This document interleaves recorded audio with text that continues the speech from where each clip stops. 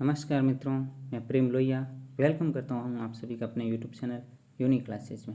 मित्रों, मैं आपके लिए राजस्थान जीके के अति महत्वपूर्ण प्रश्न लेकर उपस्थित हुआ हूँ और इसमें आज का पहला क्वेश्चन है, मारवाड़ का प्रताप किसे कहा जाता है।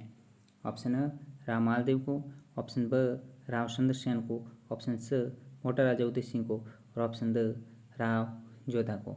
इस प्रश्न का जो आंसर है वो हो जाएगा राव चंद्रसेन को। अगर हम इनके बारे में बात करें तो राव चंद्रसेन है वो राव मालदेव के पुत्र थे। राव मालदेव की मृत्यु के तदुपरांत है वो जोधपुर के शासक बने और इन्होंने जीवन पर्यंत है वो अकबर के अधीनता स्वीकार नहीं की, इसलिए इन्हें मारवाड़ का प्रताप का अग्रगामी और भोला विश्रा शासक भी कहा जाता है। अगला क्वेश्चन, राजस्थान में कुत्ते की छतरी कहाँ पर स्थित है। राजस्थान में कुत्ते की छतरी है वो ऑप्शन अ जयपुर में, ब उदयपुर में, स सवाईमाधोपुर में और द जोधपुर में। साथियों, राजस्थान में जो कुत्ते की छतरी है वो सवाईमाधोपुर जिले में स्थित है। अगर हम बात करें सवाईमाधोपुर जिले में कहाँ है तो रणथंभौर दुर्ग के पीछे ये कुत्ते की छतरी स्थित है। ये जो कुत्ते की छतरी है ये हमीरदेव स्वान के कुत्ते की छतरी है। अगर उनके बारे में अगर सुना है आपने तो ये कहावत भी है कि सिंह सुवन सतपुरुष वदन कदली फलत बार तिरिया तेल हमीर हट से डेंदु से बार। ये वही हमीरदेव स्वान है जिनका जो अलाउद्दीन खिलजी के साथ में युद्ध हुआ था। अपने वचन के बहुत ही पक्के थे। इन्होंने अपने प्रिय जो कुत्ता था उनकी छतरी है उनकी यादगार के रूप में रणथंभौर दुर्ग के पीछे बनाई। अगला क्वेश्चन, चार हाथों वाले देवता कहा जाता है। चार हाथों वाले देवताओं की अगर बात करें तो ऑप्शन अ कल्लाजी को, ऑप्शन ब रामदेव जी को, ऑप्शन स गोगा जी को और ऑप्शन द बाबू जी को। मित्रों, चार हाथों वाले देवता है वो कल्लाजी राठौड़ को कहा जाता है। बात करें ये जो चार हाथों वाले देवता इनको क्यों कहा जाता है, अगर आपको ज्ञात हो तो 1568 में चित्तौड़ का तृतीय शाखा हुआ था। कब हुआ था? 1568 में। तो उस समय जो ये जो कल्लाजी राठौड़ है ये जयमल मेड़तिया और पता सिसोदिया के साथ में मिलकर इन्होंने मुगलों से लुआ लिया था। उस समय चित्तौड़ के शासक महाराणा उदय सिंह थे जो सपरिवार महल से निकल गए थे और इन तीनों ने वहाँ अद्भुत युद्ध कौशल और साहस के साथ में दुर्ग की रक्षा करने का प्रयास किया। जब जो जयमल मेड़तिया है उनके पैर में चोट लगी तो इन्होंने जयमल मेड़तिया को अपने कंधों पर बैठाकर अकबर से युद्ध लड़ा और लड़ते लड़ते वीर गति को प्राप्त हुए, इसलिए इन्हें चार हाथों वाले देवता के रूप में जाना जाता है। ये जो कल्लाजी राठौड़ है इनके अगर हम बात करें मंदिरों के तो इनके समथिंग 100 मंदिर तो बांसवाड़ी जिले में, कहाँ पर है? बांसवाड़ी जिले में। इन्हें चार हाथों वाले देवता के अलावा कम धनी भी कहा जाता है, योगी और बाल ब्रह्मचारी के नाम से भी जाना जाता है। और इनके गुरु की बात करें तो गुरु भैरवनाथ, क्या नाम है? भैरवनाथ है वो इनके गुरु का नाम था। ठीक है, और इनका जन्म है वो सामियाना नागौर में हुआ था। नेक्स्ट क्वेश्चन, भारत में सबसे पहले नौकरशाही की स्थापना है वो किसने की। तो मित्रों, भारत में सबसे पहले नौकरशाही की स्थापना है वो अगर हम ऑप्शन देखें तो ऑप्शन ए में दे रखा है अलाउद्दीन खिलजी, ऑप्शन ब में कुतुबुद्दीन ऐबक, स में महाराणा कुंभा और द में दे रखा है अल्लट ने। अगर आपको ज्ञात हो तो जो अल्लट हैं मेवाड़ का शासक था उन्होंने भारत में सबसे पहले नौकरशाही की स्थापना की और इन्होंने हूण राजकुमारी हरिया देवी से शादी की थी। ठीक है, इस तरह से फोर्थ का आंसर है वो द सही हो जाता है। नेक्स्ट क्वेश्चन, मैंने क्रेमलिन में जो कुछ देखा और अलबर्मा के बारे में जो कुछ सुना उससे भी बढ़कर ये महल है। जिन्होंने क्रेमलिन और अलबर्मा की तुलना है वो राजस्थान के महलों से की है। और किस महलों के बारे में बात की है तो ऑप्शन अ जोधपुर दुर्ग, ब आमेर दुर्ग, स जैसलमेर दुर्ग और द है वो पटनेर दुर्ग। ऐसा कौन से दुर्ग है जिनके महलों की तुलना है उन्होंने क्रेमलिन और अलबर्मा से की है। तो मित्रों, ये अगर आपने नाम सुना है बिस्प हैबर, क्या नाम था? बिस्प हैबर। तो बिस्प हैबर ने जो आमेर, कौन से कहाँ के दुर्ग है? आमेर के दुर्ग की तुलना है वो क्रेमलिन और अल्बर्मा के जो महल थे उन्होंने वहाँ से किए। ठीक है, और ये जो आमेर के जो महल हैं इतने भव्य हैं कि उन्हें यहाँ से जो महलों की तुलना है वो क्रेमलिन और अल्बर्मा से करने को विवश होना पड़ा। ठीक है, नेक्स्ट क्वेश्चन, जगन्नाथ कस्बा की जो 32 खम्भों की छतरी है वो कहाँ पर स्थित है? तो मित्रों जगन्नाथ कस्बा की 32 खम्भों की छतरी है वो मांडलगढ़ भीलवाड़ा में। कहाँ पर है? मांडलगढ़ भीलवाड़ा। नेक्स्ट क्वेश्चन है कि शिवण दुर्ग का निर्माण है वो किसने करवाया? तो मित्रों शिवण दुर्ग का जो निर्माण है वो वीर नारायण पंवार ने 10वीं सदी में करवाया था। कब कराया था? 10वीं सदी में करवाया था। नेक्स्ट क्वेश्चन, क्वेश्चन नंबर 8, किस लोक देवता की पाठ सबसे अधिक लोकप्रिय? देखो यहाँ लिखा हुआ है कि सबसे अधिक लोकप्रिय, अगर सबसे अधिक बड़ी फाड़ की बात करते तो हमारा आंसर देवनारायण जी होता, लेकिन इन्होंने कहा है कि सबसे अधिक लोकप्रिय, और अगर लोकप्रिय इसके अलावा अगर पूछते कि सबसे प्राचीन, ठीक है, प्राचीन और लोकप्रिय की बात करें तो इसका आंसर हो जाएगा बाबूजी राठौड़ की जो फाड़ है वो सबसे अधिक प्राचीन और सबसे अधिक लोकप्रिय हैं। ठीक है, इस तरह से इसका आंसर ब राइट हो जाएगा। नेक्स्ट क्वेश्चन है कि प्राचीन काल में राजस्थान के किस शहर को पद्मावती कहा जाता था? अगर हम बात करें पद्मावती तो इसका आंसर अ झालावाड़ को, ब उदयपुर, स जोधपुर और त सिरोही को। तो जो सिरोही शहर है इनको प्राचीन समय में पद्मावती के नाम से जाना जाता था। ठीक है, नेक्स्ट क्वेश्चन, सौत माता कौन सी माता?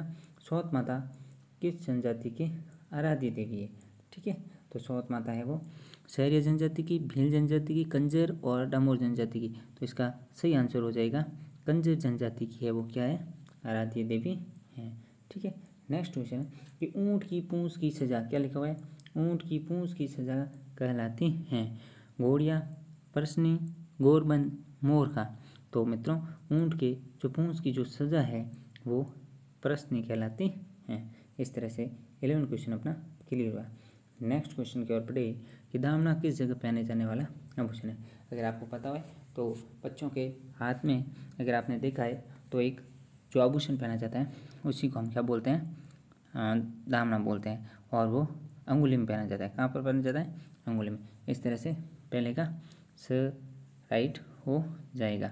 अगला, तारकिन का उर्स है वो कहाँ बढ़ता है? तारकिन का उर्स अगर हम बात करें अजमेर, नागौर, जयपुर और भरतपुर। इसका सही आंसर हो जाएगा नागौर में तारकिन का उर्स बढ़ता है। अगला क्वेश्चन है मयूर ध्वजगढ़ दुर्ग, मयूर ध्वजगढ़ दुर्ग है वो किस दुर्ग को कहा जाता है? तो मित्रों मयूर ध्वजगढ़ दुर्ग के दो आप कागमुखी दुर्ग के दो, सूर्यगढ़ के दो, गढ़ चिंतामणि के दो, ठीक है, मारवाड़ का सिरमौर के दो, विहंगगढ़ के दो या जोधा की ढाणी के दो, ये सभी है वो आपके जोधपुर दुर्ग के उपनाम है, जिसके मेहरानगढ़ दुर्ग के उपनाम हैं। ठीक है, जिसकी स्थापना है वो या यूँ के दो निर्माण है वो मेहरानगढ़ दुर्ग का जो निर्माण की बात करें तो राव जोधा ने करवाया था 12 मई 1459 को। ठीक है, और ये गिरी श्रेणी का है, पंचेतिया के 2 सीढ़िया टूक पहाड़ी पर ये स्थित है, और इनकी जो नींव है वो करणी माता या यूँ के दो रिद्धिबाई द्वारा रखी थी। ठीक है, अगला क्वेश्चन है निम्न में से किसका चित्रण कपड़े पर नहीं किया जाता है? देखो क्वेश्चन को पढ़ना बहुत ही ज़रूरी है। हम क्या करते हैं कभी कभार जल्दबाजी में सही हाँ या नहीं को नहीं पढ़ते हैं, इसलिए क्वेश्चन गलत हो जाता है। तो कहा है नहीं किया जाता है, तो इसका सही आंसर क्या होगा? पाने का, फड़ का, पिसोई का या उपयोग में से किसी का भी नहीं। तो इसका सही आंसर हो जाएगा पाने का जो है वो चित्रण कपड़े पर नहीं किया जाता है, बाकी सबका किया जाता है। अगला है सूट या लोकगीत का संबंध है वो किससे है? मित्रों सूट या लोकगीत का जो संबंध है वो ऑप्शन अ में देखें ग्रास्य स्त्री से, ब सती स्त्री से, स भील स्त्री से, द है कंजर स्त्री से। तो मित्रों इसका अगर हम आंसर की बात करें तो भील स्त्री से इसका सही आंसर हो जाएगा। जो सूट या गीत है वो भील स्त्री से संबंधित हैं। अगला है कि घग्गर नदी के पाट को क्या कहा जाता है? किसको? पाट को क्या कहा जाता है? तो घग्गर नदी के पाट को थली, नाली, कांटल या उपरमाल। साथियों घग्गर नदी है उसके पाट को नाली कहा जाता है। क्या कहा जाता है? नाली कहा जाता है। अगला रहेगा मोस्ट इंपोर्टेंट क्वेश्चन है कि किस देवी की पीठ की पूजा, क्या लिखा हुआ है? पीठ की पूजा, पीठ का श्रृंगार और पीठ के दर्शन किए जाते हैं। मित्रों, ये जो देवी है उनका नाम जानने से पहले ऑप्शन देखते हैं, अंबिका माता, जीण माता, ब्राह्मणी माता या सुंदर माता। तो साथियों, ये जो ब्राह्मणी माता है, जो 12 में जिनका मंदिर है, उनके पीठ की पूजा की जाती है और पीठ का ही श्रृंगार किया जाता है। आफ्टर ऑल उनके पीठ के ही दर्शन भी किए जाते हैं। इस तरह से इसका स आंसर है वो सही हो जाएगा। नेक्स्ट क्वेश्चन है, वीर तेजा जी का जन्म कहाँ हुआ। मित्रों, वीर तेजा जी के अगर हम जन्म की बात करें तो ऑप्शन अ में दे रखा है पीपासर, ब में खरनाल, ऑप्शन स में मुकाम और द में कतरियासर। ये जो मैंने क्वेश्चन दिए ये किसी न किसी से कहीं न कहीं रूप से ताल्लुक़ रखते हैं, इसलिए हम जो क्वेश्चन में पढ़ते हैं तो ऑप्शन हमारे लिए ज़्यादातर फैमिलियर होते हैं, इसलिए हम कंफ्यूज हो जाते हैं। तो आपको हर पॉइंट के बारे में जानकारी होनी बहुत ही ज़रूरी है, डीपली नॉलेज होना, नहीं तो आप गलत कर सकते हैं। इसलिए अगर हम बात करें वीर तेजा जी के जन्म की, तो इनका जन्म है वो 1077 में खरनाल गांव नागौर में हुआ था और ये धोलिया जाट जाति के थे। और इनके पिताजी की बात करें तो ताहाड़ जी था। क्या नाम था?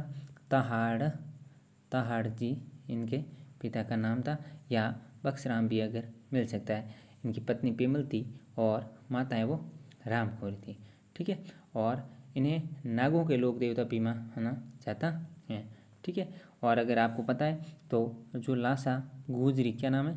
लासा गुजरी की गायों हैं उनको मेर मेढ़ाओं से छुड़ाने के संदर्भ में इनकी मृत्यु हो जाती है, या यूं कहीं उनके प्राण त्याग देते हैं। ठीक है, इस तरह से इनका आंसर है वो अपना है वो ब सही हो जाएगा कि खरनाल में इनका जन्म हुआ था, नागौर जिले में। ठीक है, अगला क्वेश्चन है, सीताबाड़ी का मेला है वो किस जनजाति से संबंधित है। मित्रों, सीताबाड़ी का जो मेला है वो ऑप्शन अ में दे रखा है सहरिया, ब में भील, स में मीणा और द में ग्रासिया। देखो, एक है सीता, एक दे रखा है सीता, यहाँ अपना जो क्वेश्चन आया सीताबाड़ी। ठीक है, अगर सीताबाड़ी की बात करें तो इसका आंसर हो जाएगा 12 में। अगर हम बात करें सीता माता, क्या लिखा है? सीता माता की बात करें तो ये इसमें अपना प्रतापगढ़ होता, प्रतापगढ़। सीता माता आता तो प्रतापगढ़, और सीताबाड़ी आया इसलिए 12। तो आप ब से ब को याद रख सकते हैं, सीताबाड़ी मतलब 12।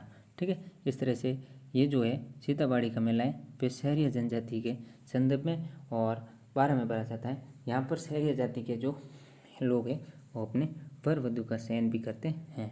इस तरह से साथियों, आज का जो ये प्रश्न थे 20 अति महत्वपूर्ण प्रश्नों की जो श्रृंखला है यहीं पर समाप्त होती है। मुझे आशा है कि आपका सेशन अच्छा लगा होगा।